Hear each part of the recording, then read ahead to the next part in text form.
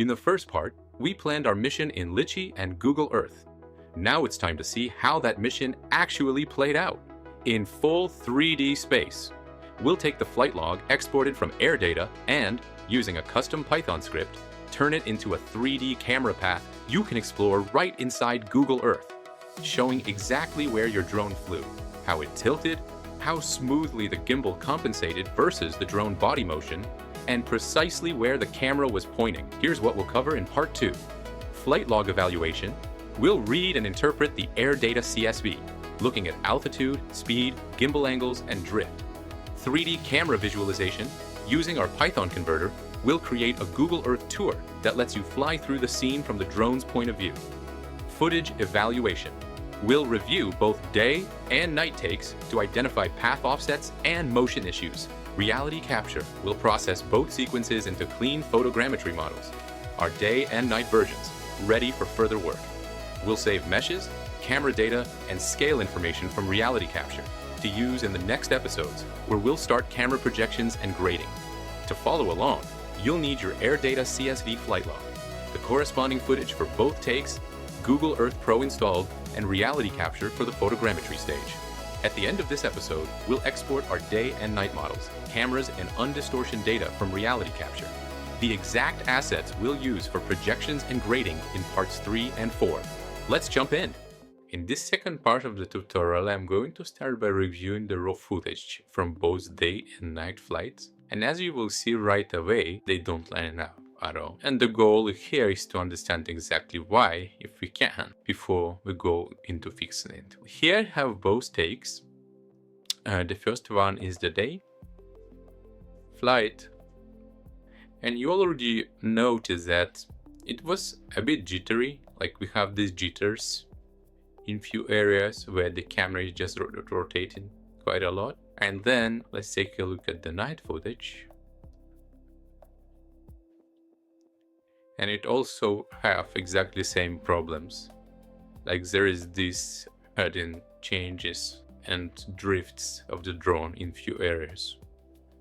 Probably it was because of the wind, even though it was quite minimal, around 4 kilometers per hour. But let's investigate more in terms of how really it matched, right?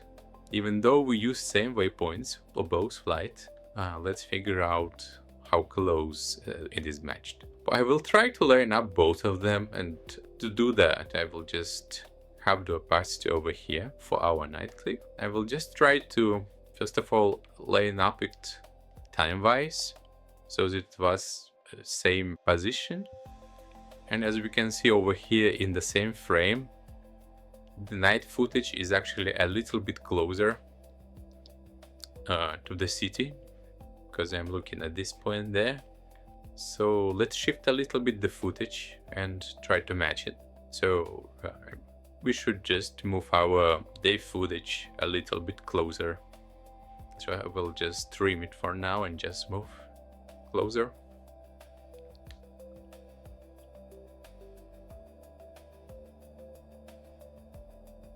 Yeah, so something like that, not exactly the same. Maybe we can move a little bit more, a few frames.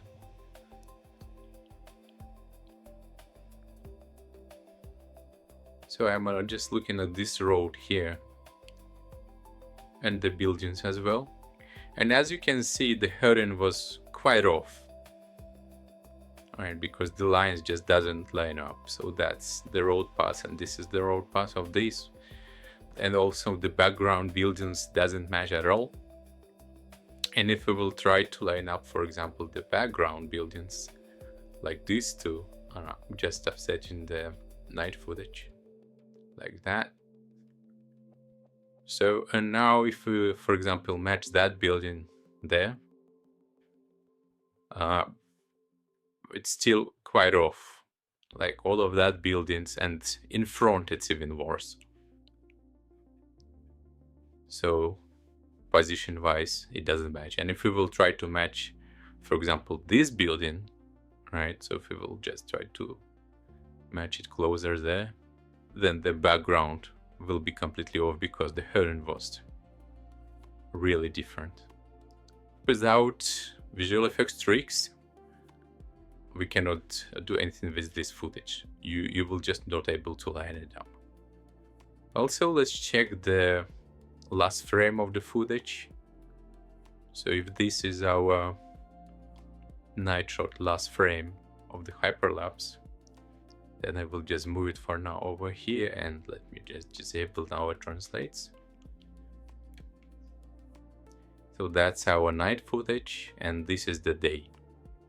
And as you can see, even here, the position was different. First of all, in terms even the proximity to the buildings, but also the altitude is very different. So in the night shot, we was few meters above the pass from the day shot. So why it happened, honestly, I don't have any idea. And ideally, I would have just to do another take and hope that it will match, but I didn't have time. So I ended up with the footage I have, and that's why I just decided not to throw it into the garbage and try to fix it in post. And this is where this tutorial evolved from. So before going to RealityCapture and started processing the data and doing the photogrammetry, let's investigate the logs from the flights. And we will use AirData to retrieve our logs to CSV file. And then I will show you how using my custom Python script to bring a 3D path to Google Earth. But not only a 3D path, you will actually be able to view from the camera point of view what exactly was happening on location. Now I am on the airdata.com, so you will have to create a free account, and for our purposes that will be enough. And I really recommend to using this site because it allows you to analyze your logs on the first run. So you could check all your flights, you could go and actually check all the details, what messages the drone was sending, the battery life, and all of that. But for our purposes, we're not interested in these details. What we need is for our 2 flights, the day one. So we will download the CSV file for the day flight. And we also want to download our night flight log as well as a CSV file. So this is the second flight. Once you got the CSV files for both takes day and night, let's take a look inside what those are. So you can open CSV files in Excel, and you will actually see that it contains all the data for every step of the flight of the drone, including the position, orientation as airframe, but also how the gimbal is compensated the jitters. This data will be useful later on, and I will show you why. But for now, let me introduce you Python script which I developed, which converts all this data to the actual 3D path to the Google Earth, but as well it implements virtual tour, and you can see from the drone point of view how the flight was happening and how it was behaving. I will put in the description the path where you can download the Python script, and as well I will include detailed explanation what each flag is doing. But for now, let's just do the first conversion. So this is the path I'm currently using at, and let me just go through a few of the flags which are important for this conversion specifically. We specify that we will use Python to convert it. This is the Python script which I will provide. The E is the flight date CSV. It's our input flight data. The output flag is the output. Now, what is important for the first conversion, I will use role airframe. And what it is doing, it actually takes the roll data from the airframe from the CSV file. And the reason why I'm doing that, I would like to see how the flight looked before the gimbal compensation in place, right? It's also interesting just to see. And after this conversion, we will do another one, but with the gimbal compensation as well. all these other flags, I will give exact description in the file, so you can just go through that one. Now, the second important flag over here is the hidden source, and as you can see, it's also set to airframe. So, and what it will do, it will use the actual compass hidden from the airframe body rather than a gimbal compensate motion. And why I'm using this, because again, I want to see how the drone was actually flying, including all those non-compensated motion. So hidden offset 0, and you will see later on why we will need it. And now for the FOV and aspect, for the Mini 5 Pro, the FOV is 75 for the aspect of 4:3, but you can use your exact FOV and aspect for your drone. It could be 60:9 or any other FOV, so just figure out your FOV and you can use those like here. Now, the view is also an important flag. Unfortunately, in Google Earth, if you want to replicate the exact FOV for the camera, you will have to use the look at flag over here, but with the look at flag, it ignores the roll, right? So if you want to preview how the drone was behaving without the gimbal, you will have to use view flag as camera. Once you have all the data, just press enter and it will generate for you the KML file that you can actually bring to the Google Earth. So let's see how it looks like. So you go into the Google Earth and just go into File, Import, and you import in these converted KML files over here. So, and as you can see, it will generate for you the flight path in 3D right there. So you can preview what was happening. And actually, if we will already take a look, you see those jitters over there. That's what exactly we saw on the footage. For some reason, it decided to have those huge drifts in few areas. Here and here as well, and there. And it's really suspicious because it's happening almost at the same interval. So I'm not sure if it was the wind gust or something else. But those huge jerks actually quite a bit destroyed our hyperlapse, which we need to fix, right? But that's not all. So if you go inside, you will actually see here the camera POV. And if you will double click, what it will do is it will create a virtual tour. And as you can see, I'm starting from the ground. This is exactly location when I was taken off. And you can play through the whole thing. And you see this rolling happening, like this is exactly a frame motion without the gimbal compensation. And even though the wind was just 4 kilometers per hour, it's quite significant roll, which we can see happening there. You can see like it's just crazy. And we will see later on what was happening with the compensation with the gimbal. But I will just do the scroll, and this is exactly the flight that we was having at the day. But that is without the compensation of the gimbal. And I think somewhere over here, where this huge roll is happening, this is where we had the wind gusts for whatever reason, right? And this is where it was drifting so much. The next thing what we will do, we will take this exact day flight, but instead we will do the compensated gimbal motion. So let's take a look how that one is looking like. And before we will convert it, remember I was talking about the hidden offset, and this is where using the data from the CSV will actually help us to do.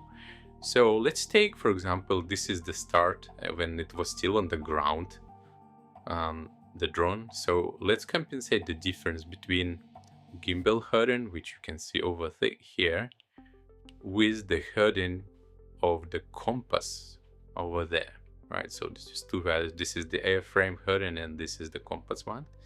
Sorry, the gimbal one. So, and as you can see, the difference is 35.5. So now let's jump to our conversion script, and we will need to modify a few things over here. The first thing that we want to modify, we will rename our output KML and we will call it today gimbal, for example. So the next thing, use role, we will set to none. And the next values that we will have to change will be the heading source, and that will be true. And the heading says here what I will change. So we calculated that the difference was 35.5 with the minus, but we will have to do it positive, so it should be 35.5. Now the FOV is 75, the aspect is 4:3, it's all the same, and the view we will change to look at, because this will respect the actual FOV, and press enter. So now we have our today gimbal KML file. So let's bring it as well to Google Earth and see what it is doing. So now we will import the gimbal one compensated, and as you can see, it now imports the new tour. Obviously the path is the same, but the behavior of the camera will be quite different. So now if you will take a look over there, we don't have any roll happening because the gimbal was actually compensating it. And there is no more those horizontal jitters as well. As you can see, it's now pretty smooth. And this is the exact output what we actually saw in DaVinci Resolve in the beginning of this video. So we can just fast forward. Right. And this is, yeah, this look exactly what we was checking there. Now, the next step what we will do, we will take our night footage and we will do same conversion for both non-compensated gimbal and then also the compensated one.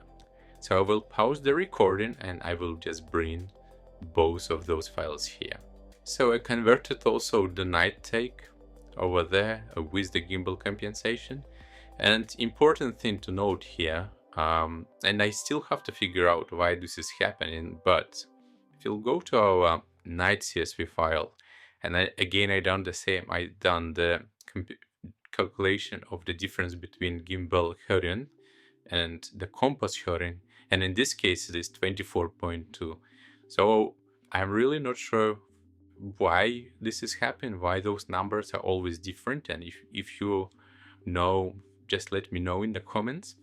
But as of now, I'm just calculating it every time from every log, and those are different, right? So, and as you can see here, the green one is the night pass. We see our problems right away, because even though it started from the same latitude, longitude position, but the altitude was quite different. Like there is few meters of difference, and the waypoint was exactly the same. So I'm not sure what happened. It was flying, and it's also, if you will check closely, it has also same problems of these drifts, which is quite significant, which is doing that huge jerks on our hyperlapse. And what is also interesting here, that if you will check the end of our hyperlapse, it actually didn't even end it on the same point. So it seems like the speed was different or something else, but it's just not there. And let's also take a look from the camera view how the night shot was looking like.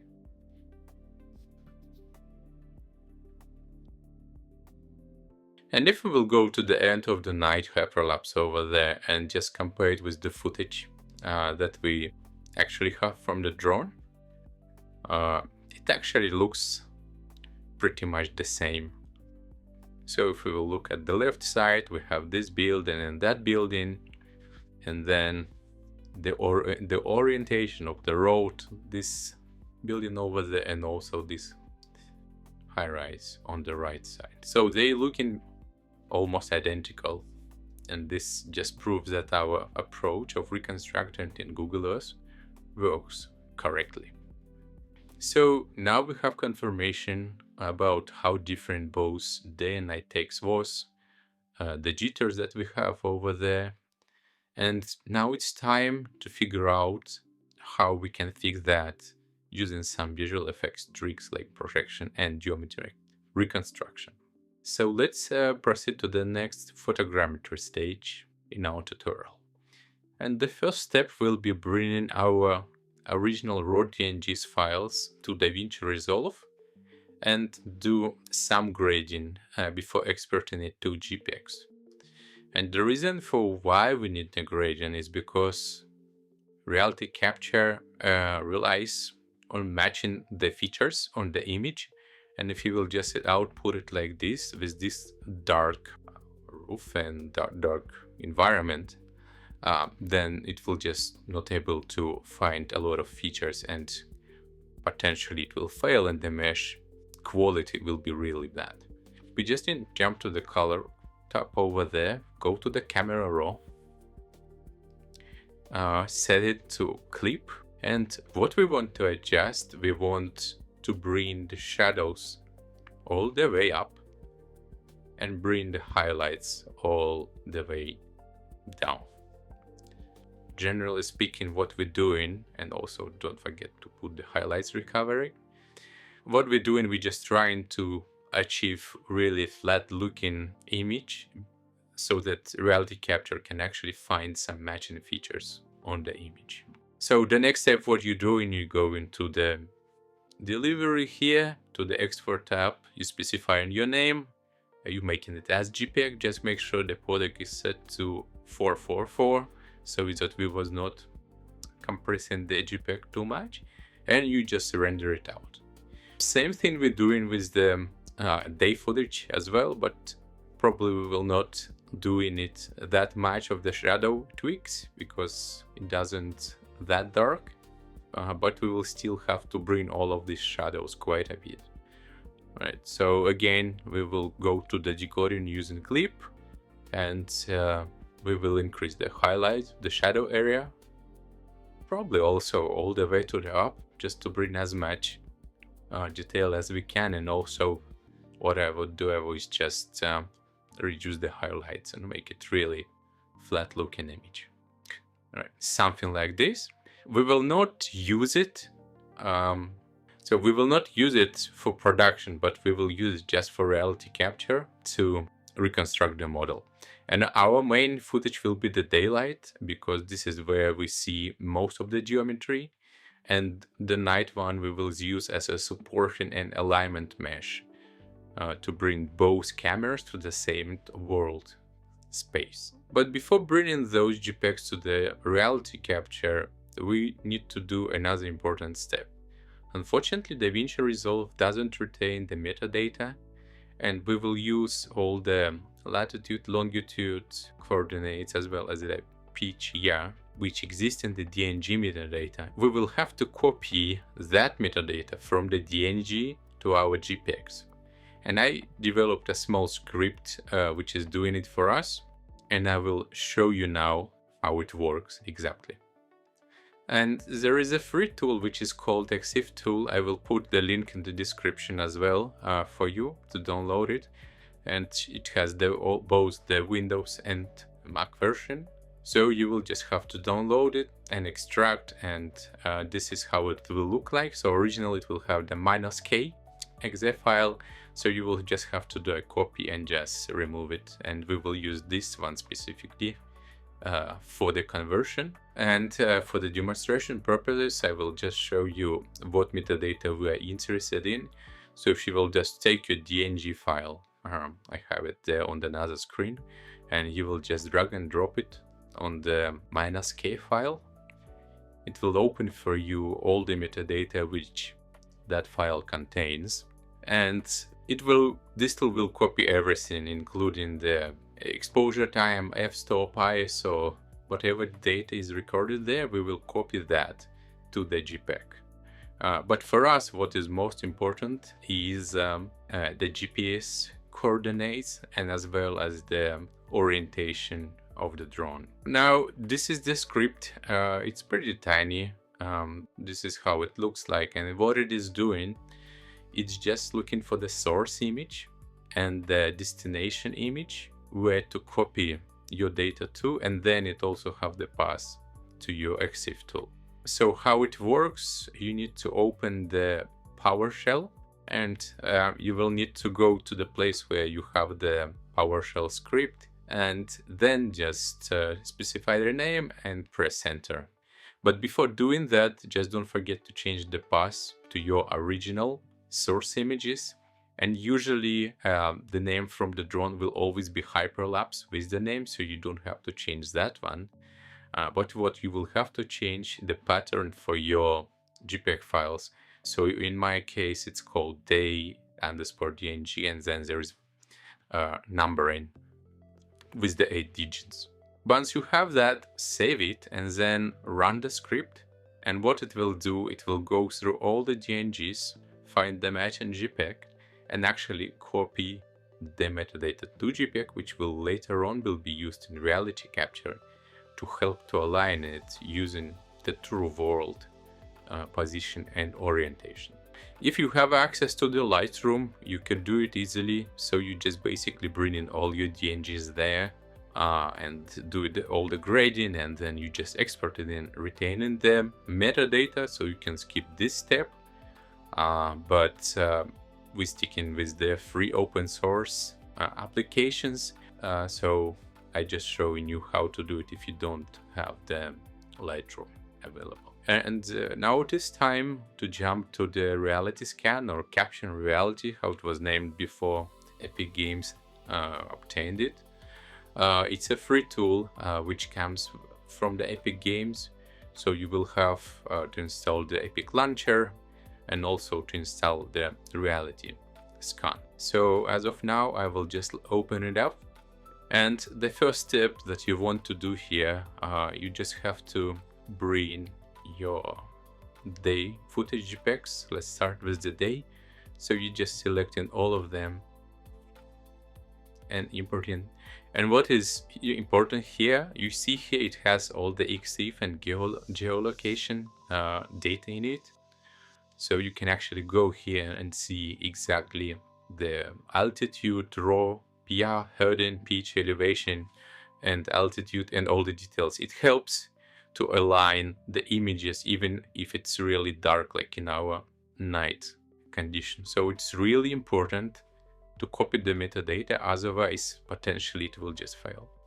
So once you have all your images, one thing you have to do, you just have to select all your files and make sure the calibration group is set to 0.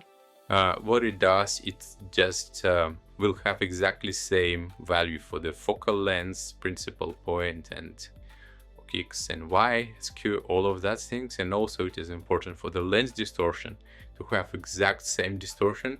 So just make sure you set in your lens group as well to 0. Otherwise, every image will have slightly different distortion, and we don't want to have that kind of a behavior. So once this is done, the next step, what you want to do is go to the alignment and just press the align image button. So depending on your hardware specification, it could take quite a while to finish this task, but usually it's around maybe 10 minutes or 15 minutes max. And if you have less images, then it could be even faster. But for now, I will just pause the recording and I will come back once it's done. So the alignment process is finished, and as you can see, we have pretty good point cloud as of now. So we will do the mesh later on, but it's really looking great. And you see all those jitters that we had on the camera, so it's done it pretty nicely as well there. The next step will be to actually export this data as a registration over here. So you just go in there, and so here you need to have as a RealityScan alignment component, and just export this file, which we will bring later on to our night alignment, and I will show you why we're doing this. So for now, you can save this file, and we will do exactly the same with the night. So you're doing same thing, you just input in your image. In this case, it will be night. So you bring those in. Again, cross-check that you have all the EXIF metadata over there, and you also doing the same calibration group 0, cleanse distortion group 0, and then just going again to alignment and aligning your images. I will show you how it looks like once the alignment is done. And this is our night alignment. And as you can see, EXIF data actually helped to reconstruct it, because I tried it before without the EXIF data, and it created, I think, 3 or 4 separate components with few cameras in each of those, and it's just a nightmare to merge those. But with the EXIF data, it just runs really smoothly. The next step will be to actually import the component which we just exported from the day footage. So this is our day component, this is our night component, and as you can see, they're not the same in terms of the position and orientation. So we will have to align both components to one world space. Now, there is different approaches. So what we could do, we could actually export night data, and also separately export the day data, for example, to Maya, and then align it manually over there using the mesh reference. But I think it's more convenient just to do it here, because it will be more precise, and later on we don't have to do the manual process. So once you bring here the component from day, usually if the image is from similar lighting condition or different orientation, if you'll just press align images, it will try to align these two components into one piece. But when your component is just so different, it's day and night, then you will have to do some manual control points. And now I will show you how the control point works. So what you will have to do, I will start with the day, and let's say I will pick up this corner over there. So what I will do, I will go to the add control points and just click on the image to the place where I want to have the control point. Right? So it will create point 0. So the next thing I want to do, I want to find some other image where that corner is visible. Let's say this one. Doesn't really matter, but we will have to specify at least 6-7 images with that point, just to make sure it works perfectly. So you selecting the image over there, then scrolling down. You scrolling actually here. You selecting your point 0, and then you can zoom in and again click where this point is. And as you can see, RealityCapture starting to suggest you some extra images where it thinks this point exists. And this one looks like a little bit off. So maybe I will check the other one. Yeah, this is good. So you just click in plus button and it will create a point, link it for you. So then we have this one. This is also seems good. And maybe I will just find some more images where it's more far away. Maybe that's too much, but yeah, something like this one. So let's say we have this image, and then let's also select our point and just manually specify where that point is supposed to be. So somewhere over here. Yep. And actually it shows you here the pixel difference, which is things from the original solution. And as you can see, it's now 0.8, so probably will, because it's pretty far away. Usually it's really hard to do it precisely. But we will do our best. Yeah, so now it's like 0.6 pixel, 0.4. So let's keep it like this. Okay. Now it suggests us extra images, so let's check what is those. Yeah, so let's accept it. And then this one as well. Yeah, let's accept it as well. So now we have 0.0 on our day footage. Now we need to align it with the night footage as well. The way how you're doing it, you know, expanding your night images, the same point. So you just selecting your point, then you'll find in your image, which is, for example, this one. Wait, then I will just choose this one. Yeah, so you take in the control point and you just click in there.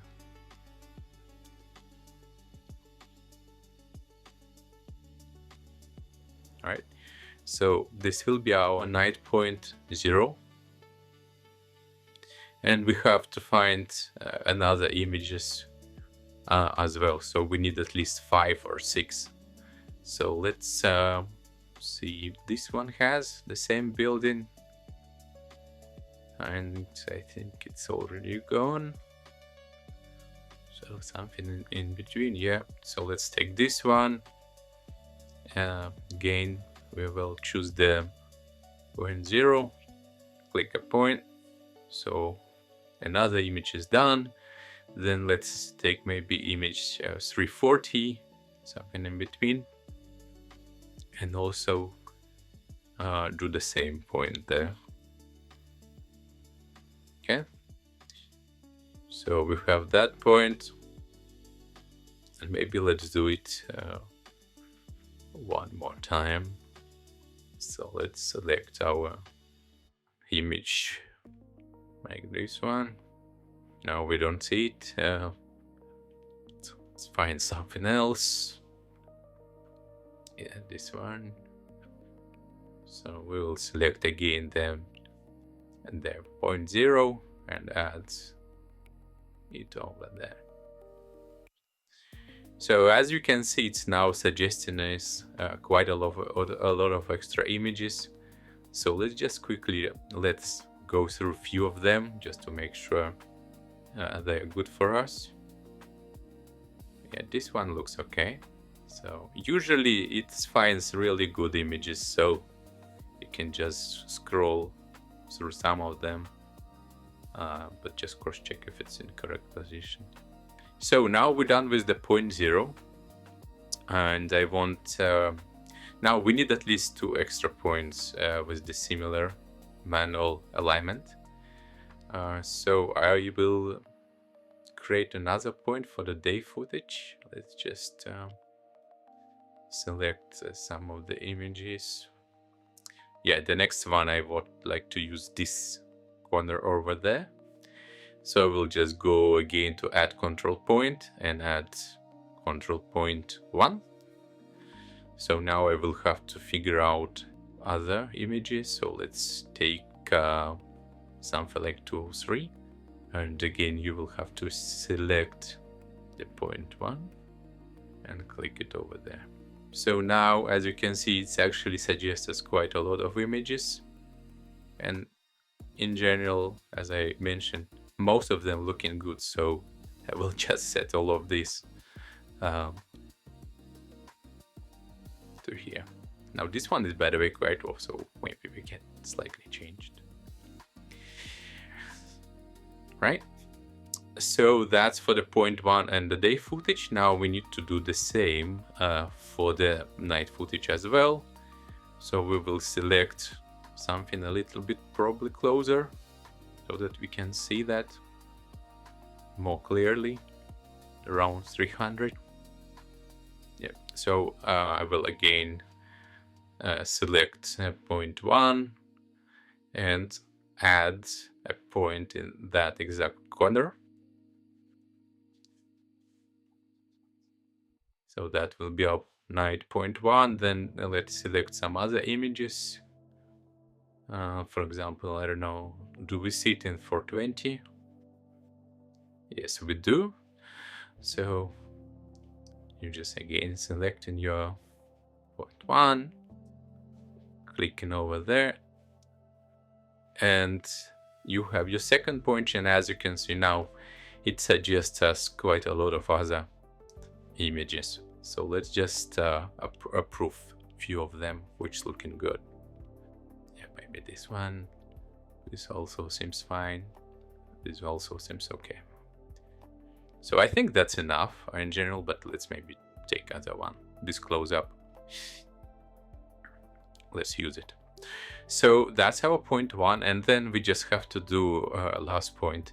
And when you're doing your points, just make sure you're doing it in the separate regions of the image. So if one we're done on the left, one on the right, and then the other one maybe you want to do somewhere down in the image region.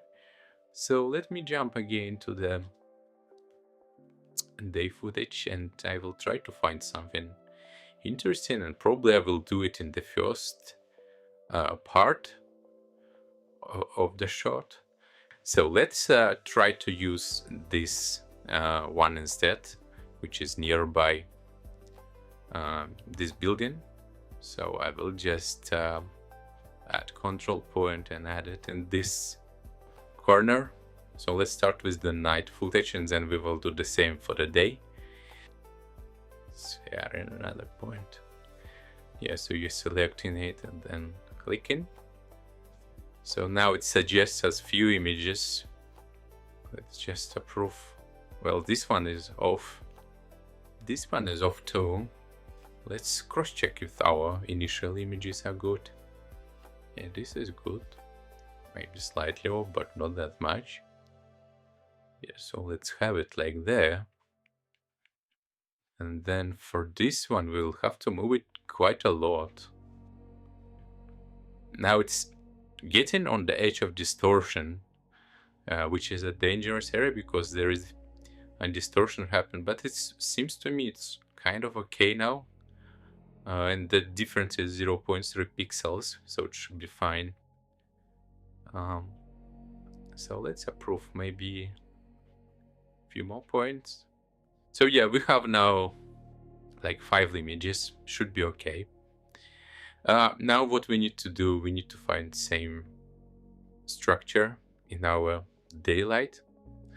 So let's jump to the day, and that's the corner which we were setting there. So you just have to select again your point and click in that corner. So that's our day image number 1. Let's find a couple of others. No, that's too close. Let's probably take something like 77. So it's not yet suggesting us extra. It actually do. Well, that's kind of close, but maybe we can just slightly tweak it. And then this one, yeah, looks okay. This one looks okay. And this one, well, hard to see. So let's select something else. Okay. So now we have the 3 points, and the next step that we need to do. We just have to align it. And how you're doing it, you're just doing the same align images process over there. And again, it will take some time to process it, and let's hope it will able to align both two solutions into one comprehensive solution.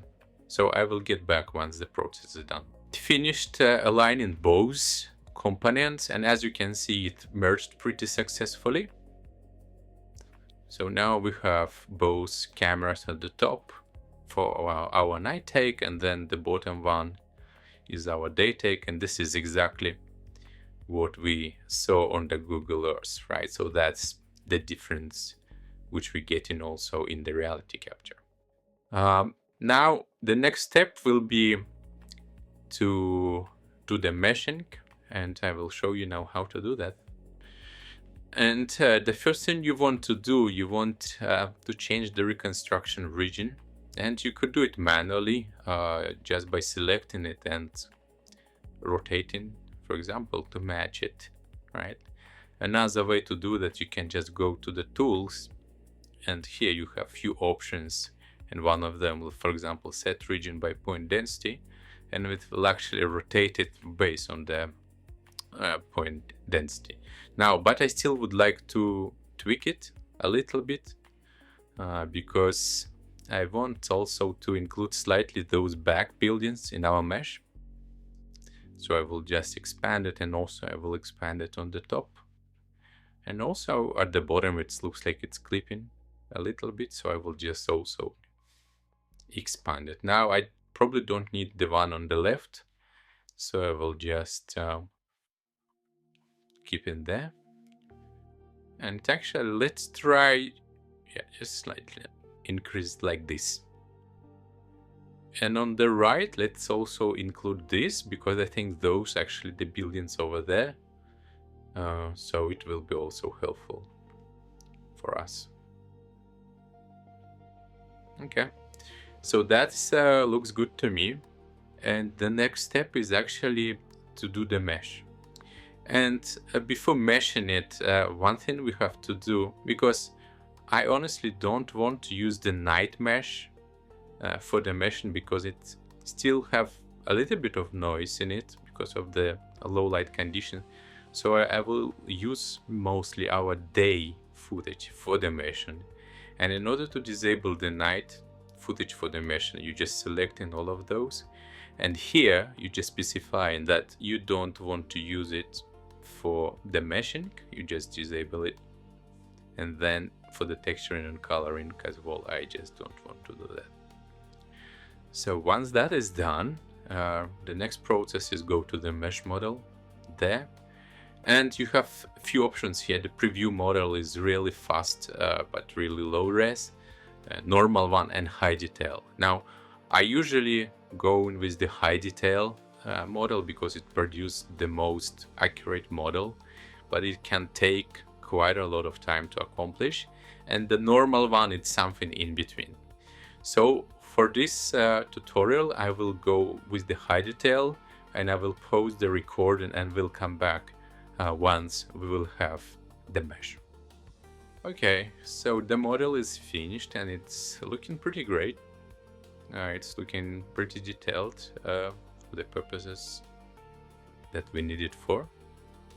But we don't need all of those extra details like windows, balconies, and all of that, because projections in compositing could be quite slow in DaVinci Resolve or Nuke.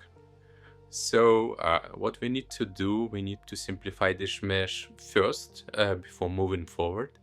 And the way it's done, if you will go to the tools, there is this simplify tool.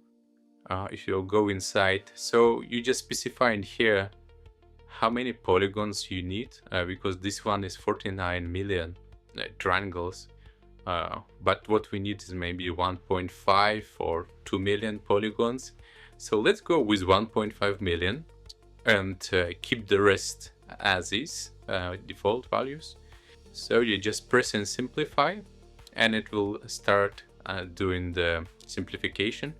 So once that is done, I will resume the recording and we will continue. The simplifying is done, and as you can see here, now we have two models. One is the simplified and other is the original. Let's take a look at this one, and as you can see, it's keeping the outer shapes pretty close and even the balconies, so it's doing a great job for us, because at the end of the day what we need for projection, we just need the bounding boxes or outlines of all of these buildings. Before we will move to the next stage, I think we just will do a little bit of the cleanup here, and the way it's done, you just selecting the polygons which you want to remove. Like for instance, I don't need those one. So you're selecting the faces with the tool like the lasso one, for example, and then you're just doing filter selection. And it will remove those polygons from the mesh. So what I would like also to remove here, maybe a little bit of those faces. And we can do it in Maya later on. It's also possible wherever you're comfortable of doing this, or in Blender. But for now, maybe, yeah, we'll just probably remove a little bit of those faces as well. So we'll just select the rectangular like that and filter selection.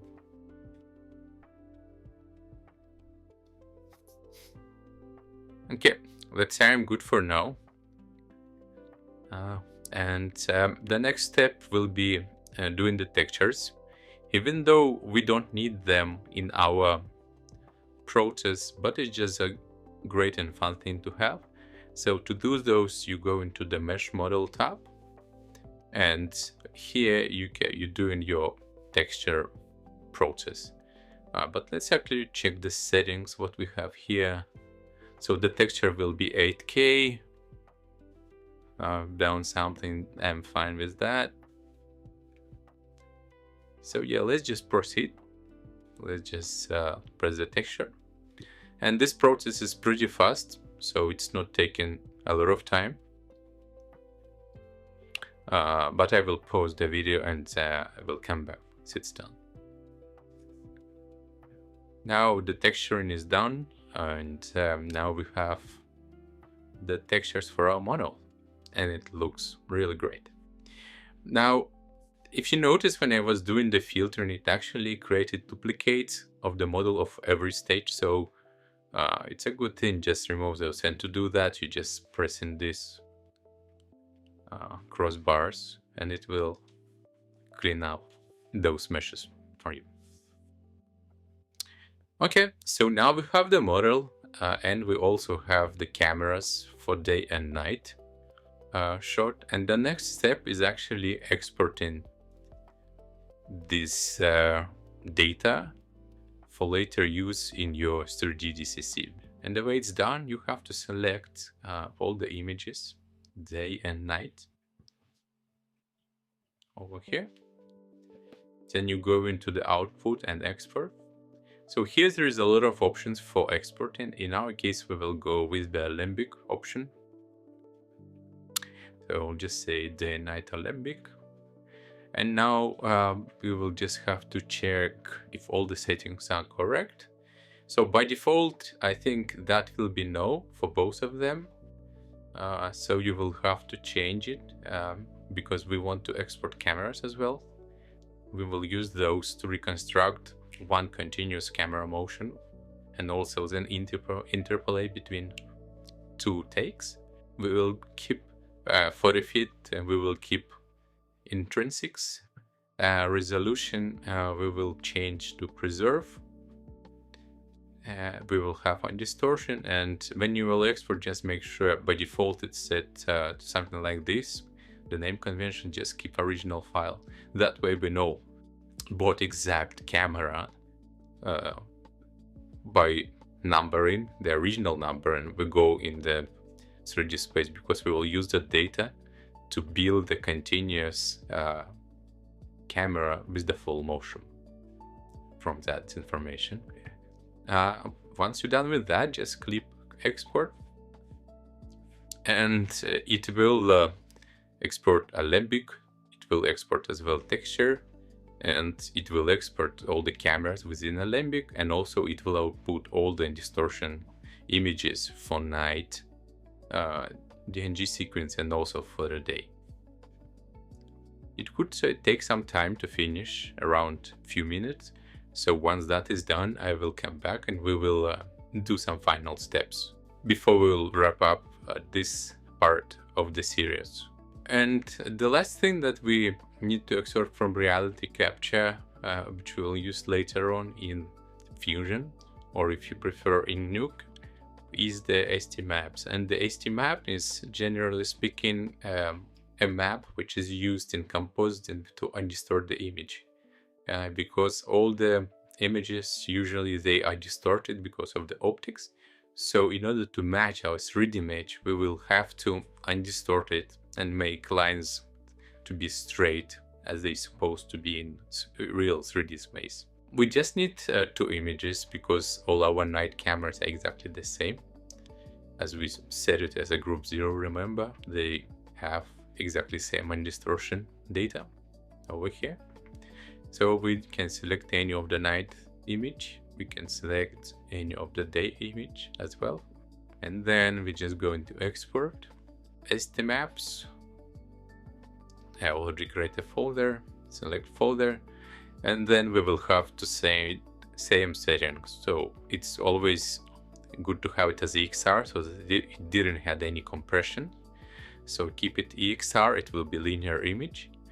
Then you have to use original file name or any of those. Here it doesn't really matters.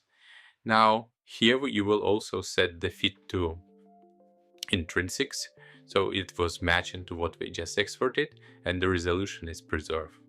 And you just click in OK, and those maps are exported. And before wrapping up this part of the series, let's check actually how our exported mesh is looking like in Blender. So you will need to go to File, Import Alembic, then you will have to select your Alembic and just click Import. And as you can see, it imported all the data which we just exported. Obviously orientation here is wrong, but we will rotate it properly in the next part of the tutorial. And as you can see, it has all the cameras, it has all the geometry, and this is exactly what we need to proceed to the next part of our tutorial. So we have come a long way in this episode. We started with our drone flight log from AirData, turned it into a 3D camera pass inside Google Earth, and then used RealityCapture to reconstruct both the day and night scenes through the photogrammetry. We have aligned both components, exported the meshes, undistorted data, and all the cameras. And we have just brought everything into Blender to visualize the result in true 3D space. In the next part, we will finally start rebuilding the shot, projecting our original drone footage onto the reconstructed geometry, smoothing the mismatched parts, and preparing for the day to night transition. We will also cover how to clean up geometry, align camera between both reconstructions, and export everything to Nuke or DaVinci Resolve for final compositing and color grading. If you have made it this far, hit like and subscribe, and let me know in the comments if you are following along with your own drone data. I would love to see what you are creating. Thanks for watching, and I will see you in part 3, projection and grading. Thank you.